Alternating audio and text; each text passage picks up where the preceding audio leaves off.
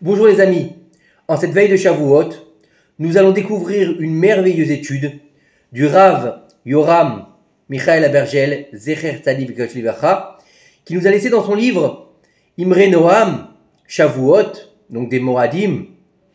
Et là-bas, il va nous expliquer comment est-ce qu'on peut se préparer à Shavuot. Vous savez que Shavuot, c'est la fête du don de la Torah, celle qui va représenter le Ma'amad Har Sinaï.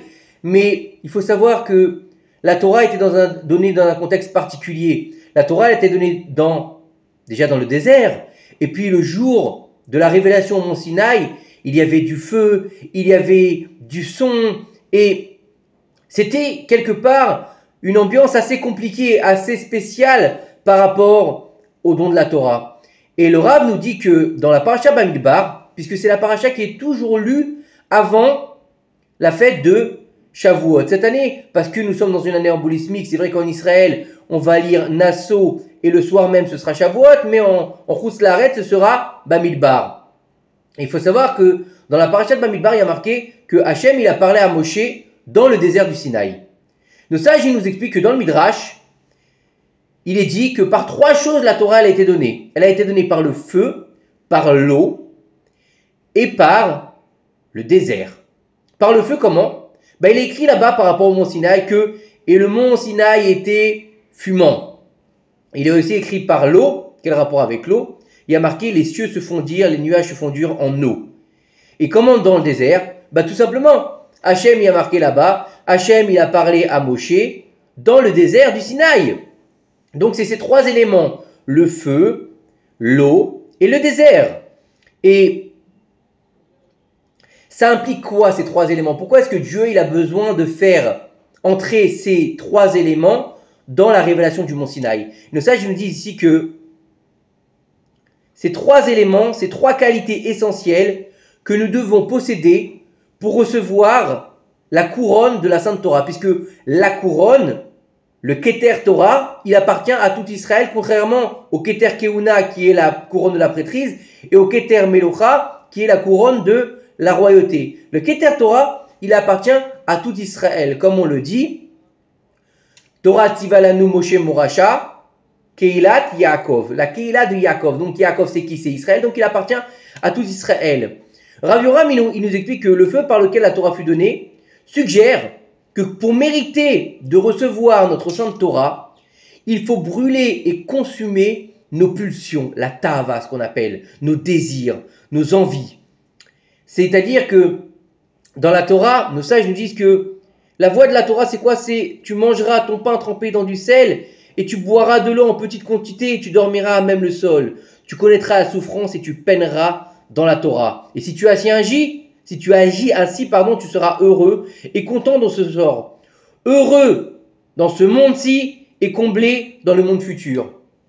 Alors ça veut dire quoi? Ça veut dire que dans l'époque où on se trouve aujourd'hui, celle qui nous pousse à la consommation, qui nous pousse à toujours vouloir plus, qui nous pousse à avoir une belle maison, mais on veut encore plus grand, un téléphone qui vient de sortir, il vient à peine de sortir qu'on veut déjà le prochain, et nous pousse à rechercher toujours une consommation exponentielle. Ça ne s'arrête jamais. On a 100, on veut 200. On a 200, on veut 300. On n'arrête jamais, comme on voit par rapport aux soldes. C'est la folie. Pourtant, c'est quelque chose que tu ne voudras pas toute l'année. Et pendant les soldes, il faut absolument que tu achètes quelque chose, même si tu n'en as pas besoin. C'est pour ça qu'aujourd'hui, les sites de vente en ligne, ils sont en train d'exploser parce qu'ils te poussent à la consommation.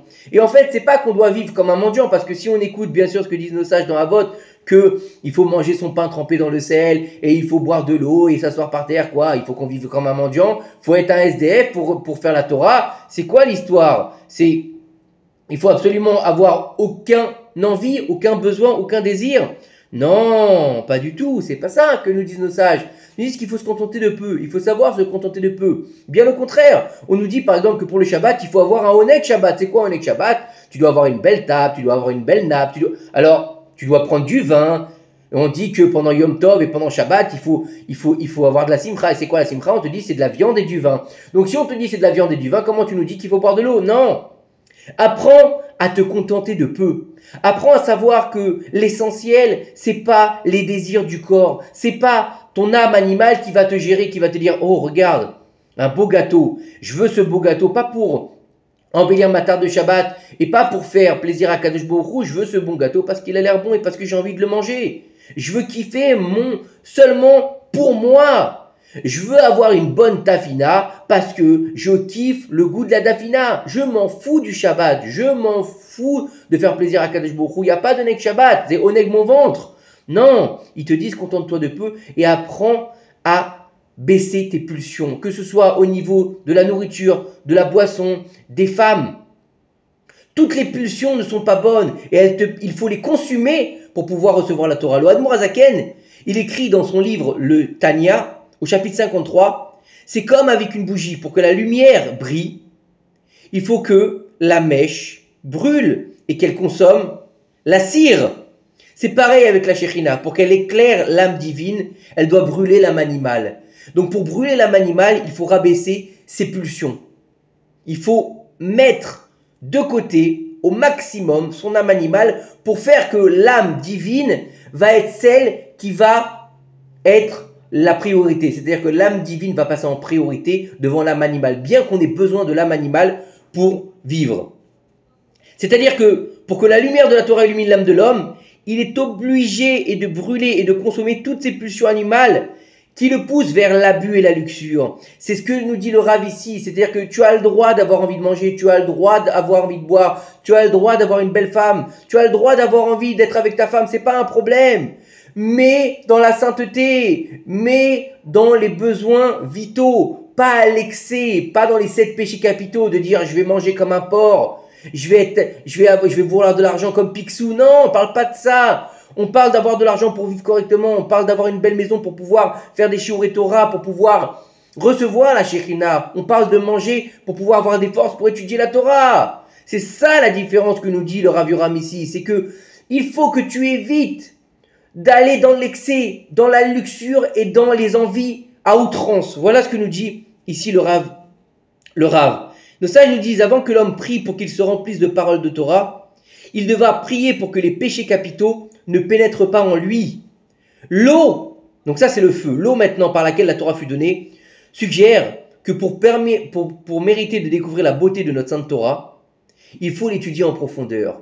Oui, on ne peut pas étudier la Torah, on ne peut pas comprendre la Torah, parce qu'on est rentré sur Google, on a tapé apprendre la Torah, et on a regardé un cours, ou on a regardé un darkage sur Torah Box, et ça y est, on va être content, on a appris la Torah. Non, il faut l'étudier en profondeur et pas superficiellement. C'est-à-dire que quand tu vas étudier un texte, c'est pas parce que tu l'as lu rapidement que tu l'as compris. Tu vas comprendre l'idée essentielle, mais tu ne l'auras pas appris, il ne sera pas gravé dans ton cœur. C'est comme des eaux profondes. Les idées abondent dans le cœur humain. L'homme avisé s'est épuisé. C'est marqué dans Michelet. Ça veut dire quoi? Ça veut dire que c'est comme quand on va aller au bord de l'eau. Si on se met au bord de l'eau, on va aller à la surface, on va rien voir ce qui se passe. Pour pouvoir découvrir ce qui se passe dans les profondeurs de la mer, par exemple, on sait qu'il y a une vie extraordinaire dans les profondeurs, à des niveaux de profondeur incroyables. On sait qu'il y a là-bas, il y a une vie qu'on n'a même pas idée. Mais est-ce qu'on peut la voir si on se trouve dans un bateau au bord de l'eau? On va regarder, allez, au maximum, qu'est-ce qu'on va voir? On va voir les petits poissons qui sont à la surface, ou bien on va voir notre propre reflet. Mais est-ce qu'on va réussir à voir dans les profondeurs de la mer? Non, c'est impossible. C'est impossible de voir dans les profondeurs de la mer si on ne descend pas dans les profondeurs de la mer. Si on ne fait pas par palier, on va rentrer, on va aller un palier, 2 paliers, comme ils font les plongeurs. Ils vont pas directement plonger tout en bas et très profond. Ils vont descendre par palier parce que sinon ils explosent. C'est exactement ça ce que nous dit le Rav ici. Pour comprendre la Torah que Kadosh Baruch Hu nous a donnée, il faut y aller par palier. Il faut rentrer dans l'étude. Et doucement, on va comprendre. Déjà, on ne peut pas arriver à comprendre le dernier niveau du Pardes si on n'a pas commencé à comprendre le Aleph Bet. On ne peut pas comprendre les sous-entendus de la Torah si on ne sait pas lire dans la Torah. On ne peut pas apprendre la Torah si on ne sait pas lire Rashi. Il faut avoir une formation, comme on dit, au niveau de la Torah. Il faut avancer par palier. On ne devient pas médecin du jour au lendemain. C'est 10 ans d'études, d'accord? Quelqu'un qui va devenir, qui va ouvrir une personne pour lui faire une opération, il va pas faire ça en première année. Il pourra faire ça après qu'il ait fini sa dernière année. Parce que s'il fait ça en première année, il risque de tuer son patient.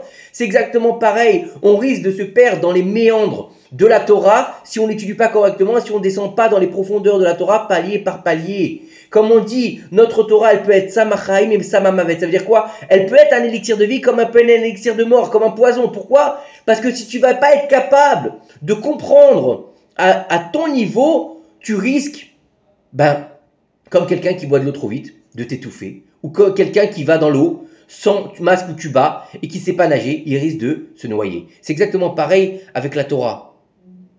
Donc il faut comprendre que en naviguant seulement à la surface de l'eau, on ne peut pas comprendre. On ne peut pas voir toutes les merveilles qu'il y a à l'intérieur. C'est pareil pour l'étude de la Torah. Seul celui qui essaie de plonger dans les profondeurs des eaux titanesques du latin de Torah, il mérite de découvrir des enseignements merveilleux et profonds qui réjouiront le cœur et l'esprit, en lui donnant une satisfaction supérieure à tous les plaisirs du monde. Parce qu'en fait, la Torah, elle comprend le monde, puisque Dieu, quand il a créé le monde, il a regardé dans la Torah. Il y a marqué Istakel baraita ou baraita olam. Ça veut dire quoi? Il a regardé dans la Torah. C'est le plan du monde, la Torah. Donc elle renferme tous les désirs et tous les plaisirs du monde matériel. Ils sont cachés dans la Torah.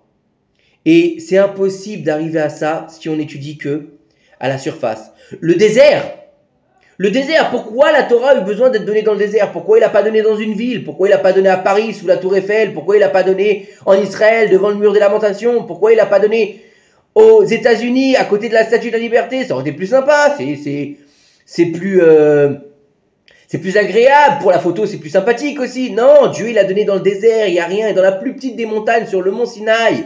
Pourquoi est-ce qu'il a eu besoin d'Akadosh Baruch Hu de donner dans le désert la Torah? Nos sages nous disent en fait que le désert, il nous suggère que pour accéder à la Torah, il faut abandonner et rabaisser son ego devant chacun.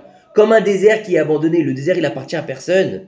Il est méprisé par tous. Qui c'est qui va dans le désert? Tu dis, ah, ça c'est une bonne terre, je vais faire pousser des légumes, je vais construire un bel immeuble. Non, ils ont fait ça qu'à Las Vegas et c'est l'endroit le plus tamé où là-bas on est là pour se faire rincer, on nous enlève tout ce qu'on a à Las Vegas. On pense qu'on va sortir plus riche que ce qu'on est arrivé, mais c'est faux. Nos sages enseignent, si un homme se considère comme un désert, son étude se maintient dans sa main.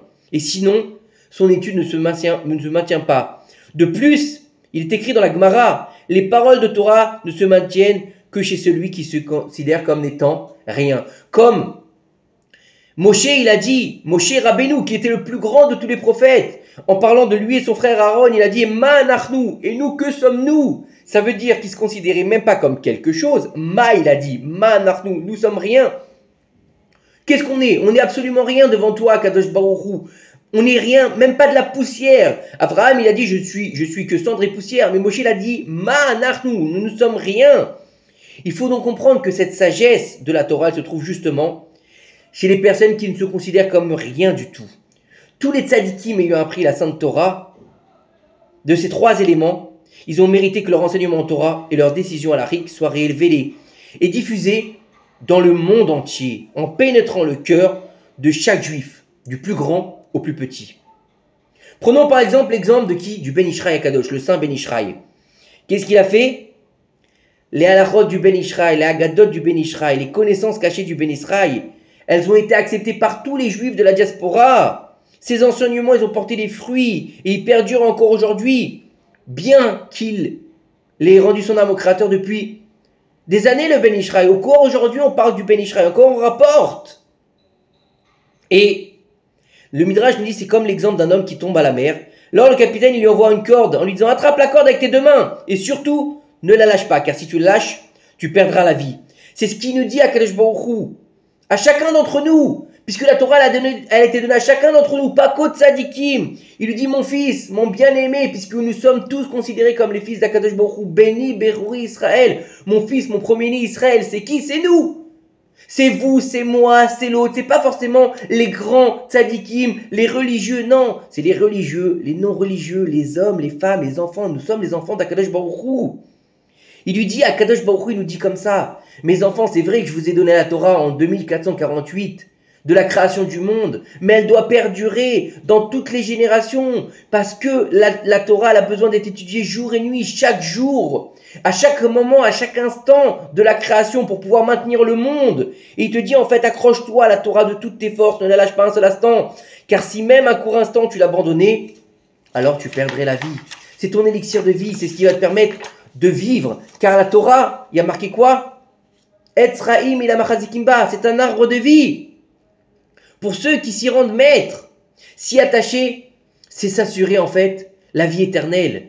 Parce qu'en fait, la vie c'est vrai qu'elle est dans ce monde-ci, mais elle est aussi dans le monde futur. Et la vie elle a besoin d'être vécue complètement. Aussi bien dans le monde matériel dans lequel on vit que dans le monde, le Olam Haba. Et pour avoir une vie éternelle, il faut s'accrocher à la Torah. C'est comme ça qu'on pourra vivre éternellement et en laissant aussi de beaux fruits. C'est quoi? C'est nos enfants qui eux aussi suivront le chemin de la Torah, nous permettront de vivre éternellement. Parce que lorsque l'homme, il quitte ce monde, quel que soit l'âge à laquelle il a quitté ce monde, qu'est-ce qui lui reste? Une fois qu'il est dans la terre, il ne peut plus faire de mitzvot. Mais s'il a des enfants qu'il a laissés, talmidei chachamim, des filles qui sont mariées avec des talmidei chachamim, des garçons qui vont faire le kaddish, qui vont étudier pour leur père, qui vont faire des mitzvot à son nom, eh ben il pourra continuer à recevoir un salaire dans le Olam Haba sur les mitzvot que ses enfants ils feront dans l'Olam Hazé. Par contre, le contraire est aussi vrai. Si par exemple un homme est parti et que ses fils ne se comportent pas, il risque de descendre dans son niveau. Ne se comporte pas bien, il risque de descendre dans son niveau. Donc celui qui laisse des beaux fruits, il a gagné, dans ce monde, il a gagné la vie pour l'éternité. La Gemara, elle nous dit qu'un jour, Rabban Gamliel, il naviguait sur un bateau et vit une autre embarcation couler au fond de l'océan avec tous ses passagers. Il a eu une immense souffrance à ce moment-là. Pourquoi? Parce que sur ce bateau voyageait Rabbi Akiva. Sur l'autre bateau qui a sombré, voyageait Rabbi Akiva. Et quelques heures plus tard, Rabban Gamliel, après avoir donc retrouvé la terre ferme, il s'est dirigé à la maison d'études. Et il a commencé à donner un cours, et à un moment donné, la porte s'est ouverte. Ah non, à un moment, il a ouvert la porte, une fois qu'il a fini en fait de naviguer. Il a ouvert la porte du Beth Midrash, et là-bas, il a vu dans le Beth Midrash que Rabbi Akiva était en train d'expliquer la halakha. Alors il était très heureux de voir son collègue, et surtout de le voir vivant. Il s'approcha de lui, il lui dit, attends, mon fils, qui t'a sorti de l'eau? Comment est-ce que tu as pu arriver ici alors que j'ai vu le bateau dans lequel tu étais couler avec tous les gens qui étaient dedans? Alors Rabbi Akiva lui a dit, écoute mon ami, une planche du bateau s'est présentée à moi, je l'ai saisie de toutes mes forces et j'ai flotté à la surface de l'eau. Et à chaque fois qu'une vague, elle se présentait devant moi, je baissais la tête. Jusqu'à arriver à la terre ferme. Et donc, il faut comprendre que, qu'est-ce qu'il a fait? Il s'est rabaissé pour pouvoir que la vague, elle passe au-dessus de sa tête. S'il s'était resté fort, Rabbi Akiva, comme ça, eh bien, la vague l'aurait percuté de plein fouet, et il serait mort. Il aurait bu la tasse. Non, il s'est baissé, il a laissé passer l'orage, comme on dit. Il est dit que, lorsque Rabbi Meir Shapira de Lublin, un grand tzaddik, il arriva à cet enseignement de la Gemara dans sa étude journalière, on lui révéla du ciel que cet épisode fut consigné afin de prendre conscience à chaque membre du peuple d'Israël que la seule chose qui puisse sauver des vagues tumultueuses qui se précipitent sur nous chaque jour dans cette dur exil, c'est la force qu'on mettra pour tenir la planche qu'il y avait du bateau. C'est-à-dire que comme Rabbi Akiva a tenu la planche, cet enseignement, il a été donné pourquoi? Pour qu'on tienne la planche malgré les difficultés. Il faut étudier une page chaque jour de Gemara. Il faut étudier un maximum de Torah chaque jour, malgré l'adversité, malgré la souffrance qu'il peut y avoir. Il faut quand même étudier. Et quand il a lu ça, Rabbi Meir Shapira, il s'est éveillé afin de mettre en place l'étude du Daf Yomi, qui aujourd'hui, grâce à Kadosh Baruch Hu, est répandue dans le monde entier. Avant ça, il n'y avait pas l'étude du Daf Yomi. Et Rabbi Meir Shapira de Lublin, qu'est-ce qu'il a fait? Il a instauré cette étude que chaque jour, on devrait étudier une page de Gemara grâce à cet enseignement de Rabbi Akiva. Et il faut savoir que les personnes qui étudient dans les Yeshivot, qui ont le mérite de prononcer des mots de Torah jour et nuit, ils ont aussi l'obligation de ne pas annuler leur rythme d'étude pour des futilités. Ils doivent aussi avoir une étude avec un seder, et il faut qu'ils fassent très attention parce que il y a marqué que tout celui qui publie de la Torah et qui s'occupe de vaines paroles, il mangera des braises ardentes. C'est-à-dire quoi? Que même si tu as de la Torah, fais attention à ce que tu dis, fais attention à ce que tu représentes. Ne fais pas n'importe quoi. Malheureusement, on le voit dans nos... Aujourd'hui, on voit beaucoup de gens qui sont censés représenter la Torah et qui font un grand chilou Hachem, malheureusement, avec tout ce qu'on entend des fois. Celui-là, il était comme ça, celle-là, elle était comme ça. Et c'est des gens qui sont, entre guillemets, censés être religieux. Attention, faites très attention. L'habit ne fait pas le rabbin. Il faut faire très attention. Aujourd'hui, on nous vend de la sauce que ce rabbin, il a fait ci, ce rabbin, il a fait ça. C'est pas parce qu'il est habillé comme un religieux que c'est un religieux. On peut ne pas être habillé comme un religieux et être un religieux. Ça dépend quel lien on a avec Akadosh Baruch Hu. Et on peut être déguisé en religieux et être tout simplement un pourri. Il faut faire très attention à ça. Le déguisement ne fait pas l'homme. Notre saint maître, le Chazon Ish, a dit à ce sujet: apprendre une heure et s'interrompre une heure, c'est l'édification du chaos, du néant et de l'absence. C'est comme semer et arroser avec de l'eau brûlante. L'essentiel de l'étude, c'est quoi? C'est la constance. C'est la constance qui a sauvé Rabbi Akiva de la noyade. En fait, il faut savoir que le moyen le plus efficace pour grandir dans sa Torah et pour avancer, c'est bien sûr la prière et bien sûr l'étude. Mais il faut savoir que il faut étudier avec constance. La constance nous permet d'évoluer dans notre étude de la Torah. Et il faut savoir que nos femmes, les femmes qui n'ont pas l'obligation d'étudier, elles sont associées à cela. Pourquoi? Parce que bien qu'elles soient dispensées d'étudier la Torah et qu'elles ont beaucoup de mitzvot qu'elles ne font pas, parce que toutes les mitzvot qui dépendent du temps, les femmes ne doivent pas les faire. Mais elles prennent sur elles le fardeau de la maison et de l'éducation des enfants pour permettre à leurs maris et à leurs enfants d'étudier la Torah. Par cet investissement, elles vont avoir un grand mérite. Elles peuvent recevoir un salaire immense dans le ciel, comme si elles étaient allées elles-mêmes apprendre la Torah et réaliser les mitzvot qui les font du temps. Vous imaginez? Parce qu'elles ont poussé leurs maris et leurs enfants à étudier la Torah, elles recevront le même salaire que leurs maris et que leurs enfants. Et le mérite des femmes, il est incommensurable. Il faut comprendre que la femme juive, Eshetra El Mimsa, c'est celle qui va nous permettre de recevoir la Géoula quand elle se comporte comme une femme juive. C'est une femme extraordinaire. On pense que la Torah est misogyne. Chas v'shalom. La Torah, elle grandit la femme. La femme est plus importante que l'homme. C'est pour ça que la femme, elle est capable de dire dans la prière Shasali Kirsono, comme sa volonté. Parce qu'elle est en rapport direct avec Akadosh Baruch Hu. C'est pour ça qu'elle a moins de mitzvah que l'homme. Parce qu'elle est plus en lien avec Akadosh Baruch Hu, puisque la femme est plus spirituelle. Et c'est pour ça que l'homme, il doit plus travailler pour pouvoir se remplir de Torah. Et il faut savoir que malheureusement aujourd'hui, il y a des mères qui vont étudier dans des académies, qui vont faire des grandes études et qui rentrent tard de l'école ou qui rentrent tard de leur travail. Et qu'est-ce qu'elles font? Elles donnent une clé à leurs enfants et elles leur expliquent comment manger rapidement dans le micro-ondes, réchauffer le plat, et en leur disant, surtout, tu traînes pas dehors, tu fais tes devoirs, et va te laver avant de dormir, et elles arrivent très tard, et elles rentrent, elles font un petit bisou, l'enfant, ça va, t'as été bien, allez, va te coucher, bonne nuit mon fils, ou bonne nuit ma fille. Il faut savoir que ces enfants, en règle générale, ils vont devoir travailler 2 fois plus à l'école, car il est certain qu'ils ne feront pas leurs devoirs, ils ne sont pas concentrés, ils ont des mauvaises fréquentations, pourquoi? Parce que personne ne les gère, personne ne met de limite. Il manque d'hygiène, parce qu'il n'y a personne pour les contrôler ou leur dire « Mon fils, t'es sûr que tu t'es lavé les dents? Tu t'es lavé les cheveux aujourd'hui, ma fille? Ça fait 3 jours que tu t'es pas lavé les cheveux. Peut-être qu'il serait temps. » Des fois, les enfants, ils oublient. Des fois, ils oublient de se laver les dents. Des fois, ils oublient de changer de chaussettes. Et même de changer de sous-vêtements. C'est des enfants, ça arrive. Et si les parents, ils sont là, ils vont pouvoir les aider. Mais s'il n'y a pas de parents, comment ils vont faire? Alors, ces enfants, ils vont manquer d'hygiène. Ils vont même manquer d'avoir une nourriture équilibrée. Un enfant micro-ondes, c'est quoi? Il rentre, il faut un truc au micro-ondes. Est-ce que c'est équilibré? Les restes, des fois, il va mettre... il y avait à l'époque les plateaux tout faits, là. C'est pas bon. Il n'y a pas d'amour dedans. C'est chimique. Alors qu'un plat qui est fait par la mère, il a de l'amour, il a de l'attention. Il va ressentir cet amour quand il va manger, l'enfant. Il faut savoir que tout cela est dû à leur mère diplômée. Leur mère qui pense à leur carrière. Toute mère d'Israël, souhaitant que ses précieux enfants ne tombent pas dans la vanité et le néant, s'investira de toutes ses forces dans le futur de ses enfants afin de recueillir des fruits sucrés qui enchanteront son cœur. Voilà ce que nous dit Rabbi Yoram Zichrono Livracha, que la mère, elle est la pierre angulaire pour l'éducation des enfants, que la mère, c'est elle qui va relever son mari, c'est elle qui va relever ses enfants pour les amener à une vie dans ce monde-ci, mais aussi dans le monde à venir.